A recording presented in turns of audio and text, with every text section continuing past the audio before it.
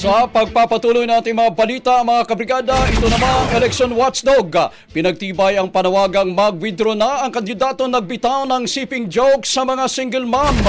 Brigada Sheila Matibag, ibrigada mo! Brigada Live Report.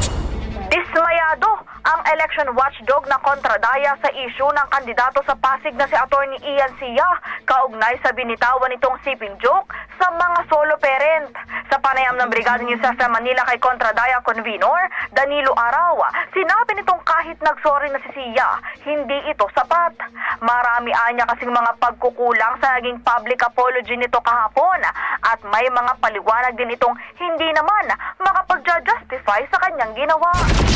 Nagsorry lang siya kung may nasaktan, kung may na-offend. Tapos sinisipan niya yung uploader ng video kasi bakit daw hindi sinama yung masigabong palakpakan matapos yung kanyang joke. As if yung joke na yon ma-justify pag pinalakpakan ka. Alam mo, yung mga ganong klaseng argumento talagang mahirap na tanggapin. Dapat anyang tandaan na si Sia ay kumakandidato bilang kinatawan ng Pasig. Giit ni Araw, hindi siya nararapat para rito, kaya iginigit at ipinapanawagan nilang mag-withdraw na lang ito sa kanyang kandidatura.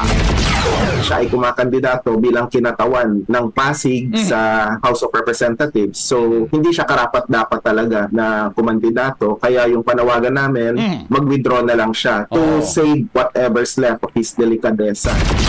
The heart of changing lives. Ako, si Brigada Sheila Matibag ng 105.1 Brigada News sa Manila. The Music and News. Brigada Balita Nationwide. Ang bahaging ito ay hatid sa atin ng Yummy-Vit ES3 Syrup. Simulang tuparin ang pangarap ng iyong anak. And starting now,